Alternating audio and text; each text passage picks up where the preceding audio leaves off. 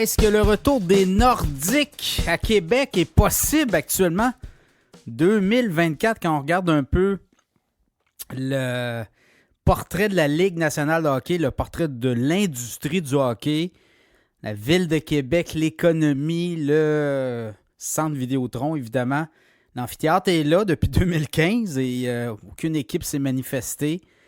Alors, est-ce que dans ce contexte-là, le contexte où, encore une fois, le dollar canadien est très désavantagé par rapport au dollar américain. Également, on regarde un peu le portrait de la Ligue nationale de hockey a beaucoup changé là, au niveau du coût des équipes. Une équipe de hockey qui valait 100 millions, 200 millions, 300 millions, même 500 millions, il y a encore à peine quelques années. Maintenant, on est rendu à 1 milliard de dollars. Cette semaine, le premier ministre du Québec, François Legault, a interpellé Pierre-Carl Péladeau, l'homme d'affaires à la tête de Québécois, également de Vidéotron. Et Vidéotron, Québécois est rendu maintenant au Canada anglais. On vend des cellulaires par Freedom Mobile. Et on est coast to coast, à tout le moins, c'est les visées qu'on a maintenant. On veut vendre des abonnements et des téléphones cellulaires un peu partout au Canada.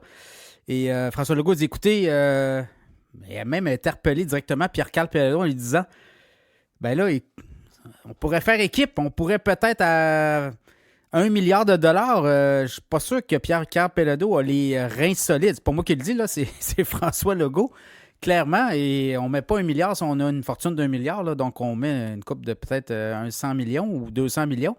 Mais ça va prendre des partenaires. Et là, est-ce qu'il y a des partenaires possibles? Est-ce qu'on pourrait avoir un groupe d'actionnaires qui sortirait de l'ombre et qui se manifesterait? Parce qu'on l'a vu là, du côté de l'Arizona, quand les Coyotes de Phoenix, ça fait quelques mois de ça, ont décidé en fait, c'est la Ligue nationale qui a décidé que là, ça en était assez. Bien, on a eu les gens de l'Utah qui se sont manifestés. Ces gens-là se sont et s'étaient manifestés déjà par le passé publiquement pour accueillir une franchise de la Ligue nationale Salt Lake City, donc en Utah. Et ça a fonctionné. Et là, on a payé quoi? 1 milliard de dollars pour une équipe existante. Donc, clairement, il faudrait qu'une équipe d'actionnaires ou une espèce de club d'actionnaires, Pierre-Carl Péladeau en tête avec d'autres gros joueurs, se lève, point de presse, on annonce nos couleurs, on rencontre les gens de la Ligue nationale, on dit on est prêt. Dès qu'il y a une équipe qui se manifeste, dès qu'il y a une franchise qui est en difficulté, on est prêt à l'acquérir. Frais de franchise, n'oubliez pas, là, je pense qu'il y a eu 200 millions, ou entre 100 et 200 millions de frais de déménagement qu'on a offert aux propriétaires de la Ligue. Et là, dans un contexte-là où, encore une fois, cette Ligue-là parle d'une expansion éventuelle, il va falloir se lever rapidement et mettre, faire son territoire. Parce que, encore là, si on est toujours dans l'ombre et on ne veut pas trop parler pour déplacer ou faire mal paraître la Ligue nationale, je pense que là, il va falloir que les gens d'affaires qui ont du cash se lèvent. L'amphithéâtre est là.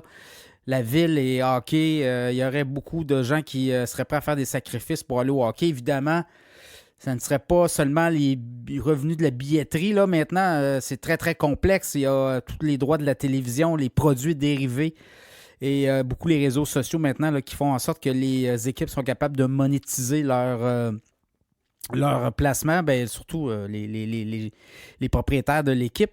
Et au Canada, vous le voyez, les équipes canadiennes sont très rentables. Toutes les équipes canadiennes font de l'argent, beaucoup d'argent. Je regarde du côté de Montréal. Le Canadien de Montréal fait quoi, là? Profit net, c'est près de 100 millions de dollars par année, à peu près selon Forbes. Alors, c'est très, très, très rentable. On comprend que là, on a le Québec au complet, mais les équipes pourraient être encore plus rentables puisqu'on développerait des rivalités. Et vous vous rappelez Canadien-Nordique, les fameuses rivalités, il y avait beaucoup d'argent en jeu.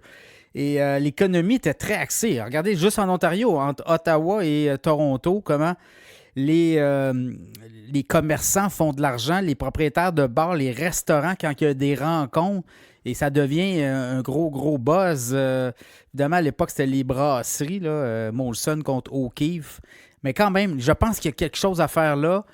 Et il va falloir que, si on veut se lever, il va falloir que quelqu'un se lève rapidement, sinon on risque encore de passer à côté. Évidemment, si Vidéotron ou si Québécois n'est plus intéressé à acquérir une franchise, ils l'ont quand même redit récemment, là. Donc voilà, dans le portrait global aujourd'hui, on parle d'1 milliard de dollars. Est-ce que c'est trop cher? Ça sera aux joueurs en question.